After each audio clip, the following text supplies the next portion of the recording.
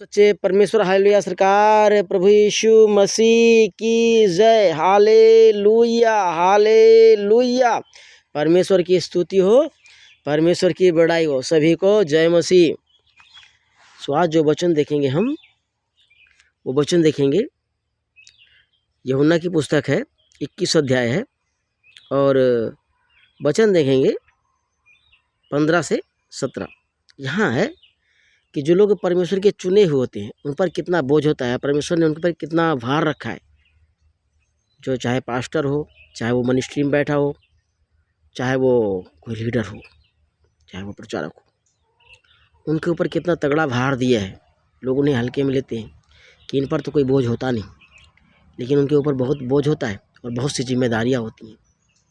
यहाँ दर्शाया गया है। देखिए, इसकी जो हेडिंग है वो है यीशु और पतरस।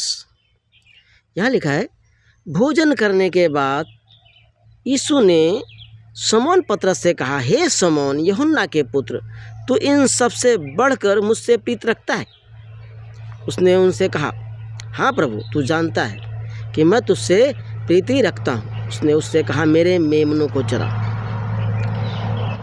उसने दूसरी बार उससे कहा, हे शमौन यूहन्ना के पुत्र, क्या तू मुझसे प्रेम रखता है?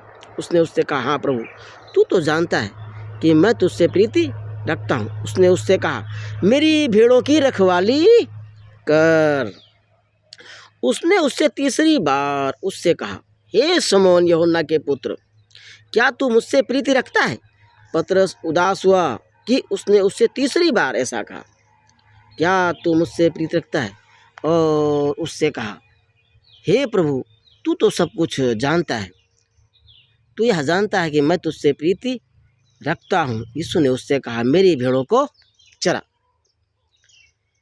अब यहाँ जो जिम्मेदारी है, मेमना वो होता है जो नए लोग आते हैं भवन में या यीशु मसीह को जानते हैं, जिनको समझ नहीं होती, बपटिज्म तो लेते बहुत साल तक समझ, उनको चराना, उनको समझाना, उनके सही गलत कामों को भी सही तरीके से उनको मेमडम करना, ये बहुत बड़ी जिम्मेदारी है।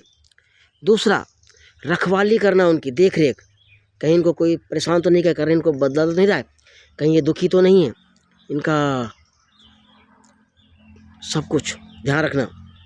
तीसरा है, मेरी भेड़ों को चरा। चरा का मतलब उनको अच्छी जगह ले जा, अच्छा खाना पानी मिलना चाहिए, अच्छा मार्गदर्शक कर। समझ में आई? सो पास्टरों पर कितना बोझ होता है, लीडरों पर, मिनिस्ट्रियों पर। ये सच्चे जो लोग हैं वो जानते हैं, और जो लोग झूठा मूठा करते हैं लालच में, उनकी तो बात ही अलग है।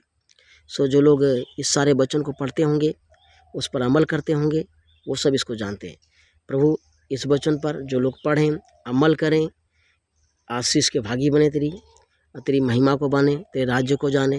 और प्रभु जो लोग इसको देखते और सुनते हैं, सब्सक्राइब करके फॉरवर्ड करते हैं, लाइक करते हैं, प्रभु उन सबको वह आशीष दे। इस प्रार्थना को प्यारे मसीह यीशु के नाम से मांगते हैं। सबको जय मसीह।